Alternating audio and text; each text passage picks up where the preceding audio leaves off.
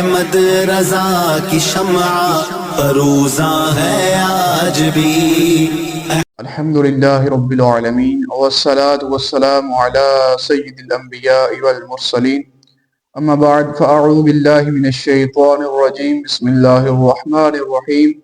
اللہم صلی علی سیدنا و مولانا محمد وآلہ واصحابہ اجمعین۔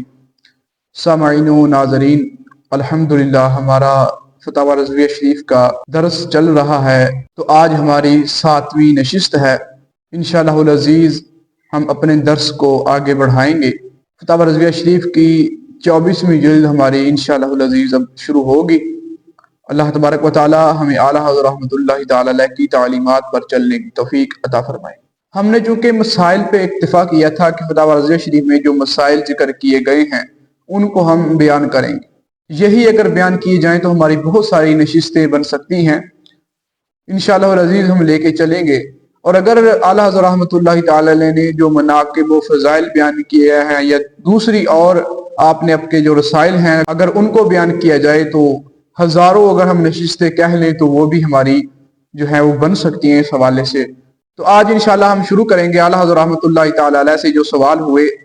کہ بغیر علم کے اگر کوئی شخص فتویٰ دے دے اس کے حوالے سے، اور اگر جان بوجھ کے کوئی عالم غلط فتویٰ دے دے اس کے حوالے سے۔ بعض لوگوں کو یہ بڑی عادت ہوتی ہے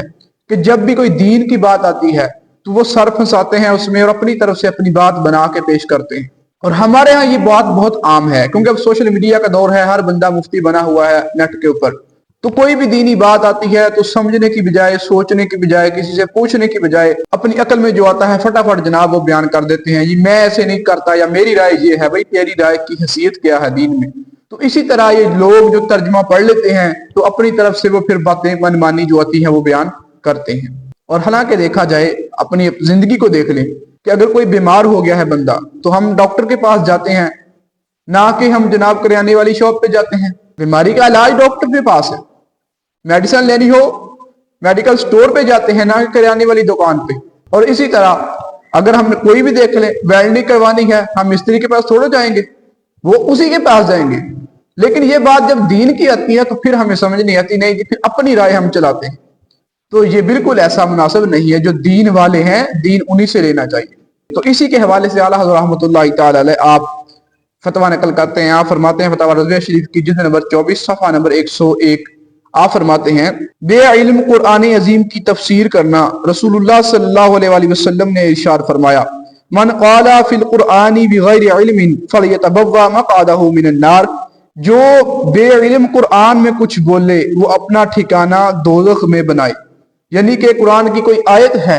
اور وہ جاہل آدمی ہے، وہ اس کا ترجمہ پڑھ کے کہتا ہے جی اس کی تفسیر یہ ہے، اس کا مطلب یہ ہے، تو کتنی وعید ہے ایسے لوگوں کے لیے کہ نبی پاک علیہ السلام نے ارشاد فرمایا کہ وہ اپنا ٹھکانہ جہنم میں بنائے ایسا شخص۔ تو لہٰذا بغیر علم کے قرآن کی کوئی آیت آ جائے اپنی طرف سے تفسیر نہیں کرنی چاہیے، کوئی حدیث آ جائے اپنی من مرضی کے مطابق جو ہے اس کو پیش نہیں کرنا چاہیے۔ اور پھر اس کے بعد صفحہ نمبر 102 کے اوپر اعلیٰ حضرت رحمۃ اللہ تعالی علیہ آپ حدیث نقل کرتے ہیں کہ نبی پاک علیہ السلام نے وہ لوگ جو بغیر علم کے فتویٰ دیتے ہیں ان کے حوالے سے کیا ارشاد فرمایا۔ جیسے کہ میں عرض کر چکا ہوں، بعض لوگوں کو بڑی جناب عادت ہوتی ہے بڑھ چڑھ کے مسائل بیان کرنے کی اور بڑھ چڑھ کے اپنی طرف سے بات کرنے کی، نہیں جی جناب یوں مسئلہ ہے یوں ہے۔ تو ایسے لوگوں کے بارے جو دین کا علم نہیں پڑھے ہوئے اور جو عالم دین نہیں ہے، مفتی نہیں ہے، تو نبی پاک علیہ السلام نے ایسے لوگوں کے بارے میں ارشاد فرمایا افتوا بغیر علم فضلوا واضلوا، کہ وہ جس نے بغیر علم کے فتویٰ دیا تو آپ بھی گمراہ ہوئے اور انہوں نے دوسروں کو بھی گمراہ کیا۔ کہ دین کا علم کوئی نہیں، چند کتابیں پڑھ لی اور اپنی طرف سے مسائل بیان کرنا شروع کر دیے کہ نہیں جناب میں اس کو جائز سمجھتا ہوں، میں ناجائز سمجھتا ہوں، اور خود بھی گمراہ ہیں اور جتنے لوگ اس پہ عمل کریں گے وہ بھی گمراہ ہوئے اس کی وجہ سے۔ تو لہٰذا دین جو ہے وہ دین والوں سے سیکھنا چاہیے۔ اور پھر اس کے بعد آگے اعلیٰ حضرت رحمۃ اللہ تعالی علیہ نقل کرتے ہیں کہ چند ایسے لوگ ہوتے ہیں کہ ان کے پاس دین کا علم بھی ہوتا ہے، وہ دین کو جانتے بھی ہوتے ہیں، قرآن کو بھی جانتے ہیں، حدیث کو بھی جانتے ہیں، لیکن اپنی نفسانی خواہشات کے لیے، پیسے کے لیے یا کسی کی سفارش کے ذریعے وہ غلط فتویٰ دے دیتے ہیں۔ جیسا کہ آج ہمارے ہاں پایا جاتا ہے آج بھی کہ دین کو اپنی خواہشات کے لیے استعمال کرتے ہیں۔ پتہ ہے قرآن کی یہ تفسیر ہے تو ہے کیا، لیکن غلط فتویٰ دیتے ہیں،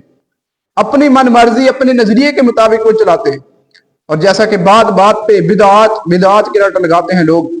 اور اسی طرح بتوں والی آیات کو وہ فٹ کرتے ہیں جناب مسلمانوں کے اوپر، ایسا ہو رہا ہے تو اعلیٰ حضرت رحمۃ اللہ تعالی علیہ ایسے لوگوں کے بارے ارشاد فرماتے ہیں، اور اگر ذی علم ہے یعنی کہ عالم ہے اور دانستہ تفسیر غلط کی، غلط حکم لگایا تو اشد و اعظم کبائر کا ارتکاب کیا کہ اللہ تبارک و تعالیٰ پر بہتان ٹھہرایا، شریعت مطہرہ پر افطرا باندھا۔ اللہ عز و جل فرماتا ہے وَمَنْ أَظْلَمُ مِمَّنِ افْتَرَىٰ عَلَى اللَّهِ كَذِبًا، اس سے بڑھ کر ظالم کون جو اللہ پر جھوٹ افطرا کرے۔ کہ ایک شخص عالم ہے، دیندار ہے، اس کو پتا ہے کہ اس آیت کی یہ تفسیر ہے، اس آیت کا مطلب یہ ہے، لیکن جان بوجھ کر پیسے کے لیے، نفسانی خواہشات کے لیے اور کسی کی سفارش کے اوپر وہ غلط حکم لگا دیتا ہے، غلط فتویٰ دے دیتا ہے، تو اس بندے نے اللہ پہ جھوٹ باندھا۔ یہ اعلیٰ حضرت رحمۃ اللہ تعالی علیہ بیان فرما رہے ہیں۔ اور پھر آگے اعلیٰ حضرت رحمۃ اللہ علیہ ایسے شخص کے بارے میں کیا ارشاد فرماتے ہیں کہ جس نے ایسا کیا ہو، غلط فتویٰ دیا ہو جان بوجھ کے، پتہ بھی ہو کہ یہ اس کا مطلب کچھ اور ہے لیکن غلط بیان کیا ہو لوگوں کے لیے، تو ایسے شخص کے بارے اعلیٰ حضرت رحمۃ اللہ علیہ ارشاد فرماتے ہیں اس شخص پر توبہ تو ہر صورت میں فرض ہے، جب تک توبہ نہ کرے اس کے پیچھے نماز سخت مکروہ ہے اور اسے امام بنانا گناہ ہے، اس لیے کہ وہ فاسق ہے، اور بر تقدیر علم کے دانستہ اس کا مرتکب ہوا تجدید اسلام و نکاح کا بھی حکم ہے کہ جان بوجھ کر اللہ تبارک و تعالیٰ پر افطرا کرنے کو اکثر علماء نے کفر ٹھہرایا ہے۔ کتنی سخت وعید ہے ایسے لوگوں کے بارے میں کہ جو دین کا علم رکھتے ہیں، عالم ہیں، مفتی ہیں، لیکن جان بوجھ کر کسی کی سفارش کے اوپر جان بوجھ کر اپنی خواہشات کے مطابق غلط فتویٰ دیتے ہیں، غلط مسائل بیان کرتے ہیں، تو ایسے لوگ اللہ پہ جھوٹ باندھتے ہیں، اور علماء نے لکھا ہے کہ ایسے بندوں کے اوپر کفر کا اطلاق ہوتا ہے۔ تو اللہ تبارک و تعالیٰ ایسی چیزوں سے محفوظ فرمائے۔ تو پھر آگے اعلیٰ حضرت رحمۃ اللہ نے نقل بھی کیا ہے کہ اگر کسی شخص سے ایسی غلطی ہو گئی تو وہ تجدید ایمان بھی کرے گا، تجدید نکاح بھی کرے گا۔ اور پھر آگے اعلیٰ حضرت رحمۃ اللہ علیہ نبی پاک علیہ السلام کی ایک حدیث نقل فرماتے ہیں کہ اسلام کا حسن جو ہے اس حدیث میں ہمارے پیارے نبی حضور نبی پاک علیہ السلام نے ہماری زندگی کی ہر موڑ پہ رہنمائی فرمائی ہے۔ بعض دفعہ ایسا ہوتا ہے کہ ہم کسی دوست کی طرف کوئی چیز پھینک دیتے ہیں، مثال کسی نے کہا یار چابی دینا بائک کی، تو وہ ہم ایسے کر کے چابی پھینک دیتے ہیں اس کی طرف۔ اور اسی طرح بعض دفعہ اساتذہ بچے شرارت کر رہے ہوں تو پینسل یا ربڑ ان کی طرف مار دیتے ہیں، یا اسی طرح بعض دفعہ چھوٹے چھوٹے کنکر پتھر اٹھا کے کسی کی طرف پھینکے جاتے ہیں، ہمارے ہاں عموماً ہوتا ہے ایسا۔ تو ایسا کرنے کے اوپر بھی ہمارے نبی پاک علیہ السلام نے ہماری رہنمائی فرمائی ہے۔ اسلام کی چاشنی، اسلام کی روشنی کہ ہمارے نبی کی ہماری زندگی کے ہر پہلو پہ نظر ہے۔ تو اعلیٰ حضرت رحمۃ اللہ علیہ یہ نقل کرتے ہیں قال نہا رسول اللہ صلی اللہ تعالی علیہ وسلم عن الخذف وقال انه لا يقتل الصيد ولا ينقع العضو، یعنی رسول اللہ صلی اللہ علیہ وسلم نے غلہ یا گٹھلی یا کنکری پھینک کر مارنے سے منع کیا اور فرمایا کہ اس سے نہ دشمن پر وار ہو سکے نہ جانور کا شکار، اس کا نتیجہ یہی ہے کہ آنکھ پھوڑ دے یا دانت توڑ دے۔ ایسا ہوتا ہے، اور ایسے کیسز بھی آئے ہیں کہ کسی نے کسی کی طرف کوئی چابی پھینکی، پتھر پھینکا تو وہ اس کی آنکھ میں لگ گیا، آنکھ ضائع ہو گئی۔ تو ایسا کرنے سے بھی ہمارے نبی نے ہمیں منع فرمایا۔ سبحان اللہ، کیا کہنے یار اس بات کے، کیا کہنے کہ ہر چیز کے اوپر سرکار نے ہماری رہنمائی فرمائی ہے۔ اور پھر اس کے بعد آگے اعلیٰ حضرت رحمۃ اللہ علیہ بدعات کے حوالے سے نقل فرماتے ہیں۔ ہمارے ہاں ہوتا ہے کہ ڈھول باجے مزاروں کے اوپر اور لنگر لٹایا جاتا ہے، اکثر ربیع الاول میں بھی ایسا ہوتا تھا اور اب بھی ہوتا ہوگا۔ ہمارے ہاں تو الحمدللہ اب نہیں ہے ہمارے چک میں، کہ جب جلوس گزرتا ہے لوگ اوپر سے گھروں کی چھتوں سے جو ہے وہ لنگر لٹاتے ہیں، نیچے پھینکتے، اس طرح کوئی لنگر ہے بسکٹ وغیرہ یا کوئی پیکٹ میں بند ہے تو اس کو ایسے پھینکتے ہیں۔ اور اسی طرح مزاروں پہ ایسی باتیں چلتی ہیں بہت ساری، یعنی مزاروں کے اوپر جو چراغ جلائے جاتے ہیں 40 50 چراغ پڑے ہوئے ہیں ایک دربار کے اوپر، اور اسی طرح بڑے بڑے پھول اور ڈیکوریشن، یہ جو بھی ہے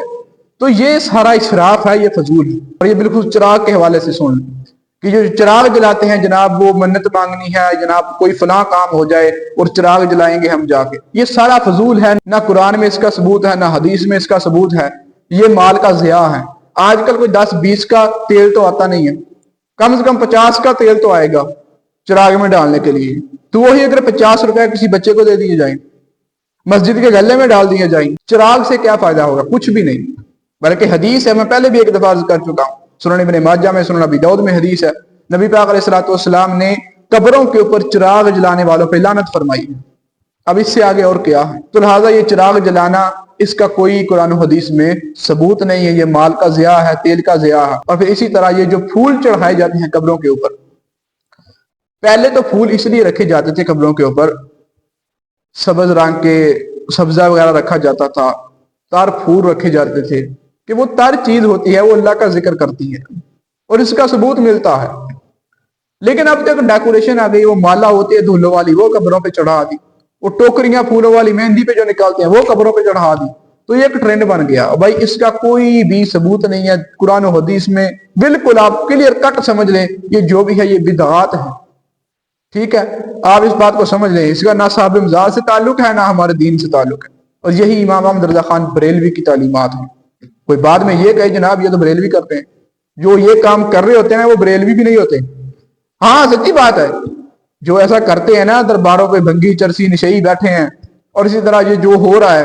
آپ ان سے پوچھ لے جا کے آپ کون ہیں، وہ کچھ بھی نہیں ہوتے اور کھاتے میں پڑ جاتے ہیں ہمارے اہل سنت کے، آپ یہ کام کر رہے ہیں۔ اور پھر اس کے بعد اعلیٰ حضرت رحمۃ اللہ تعالی علیہ آپ درد کے کچھ وظائف ارشاد فرماتے ہیں، بیماری کے مصیبت کے وظائف ارشاد فرماتے ہیں سوال کے جواب میں،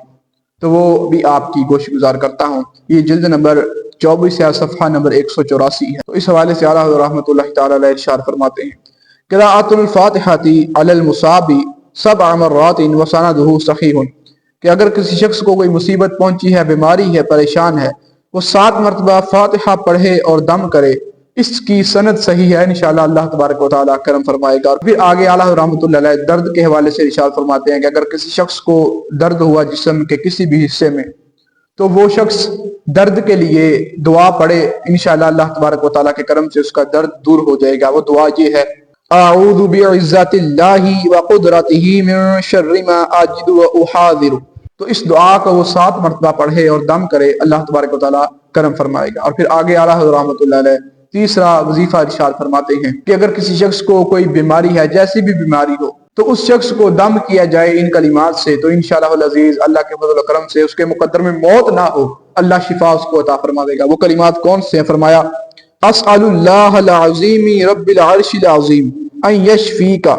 ان کلمات کو فرمایا 7 مرتبہ پڑھ کے دم کیا جائے، اللہ تبارک و تعالیٰ اس کو شفا عطا فرمائے گا، اس کے مقدر میں موت نہ ہو۔ ہر بیماری کا اللہ تبارک و تعالیٰ کی پاک کلام میں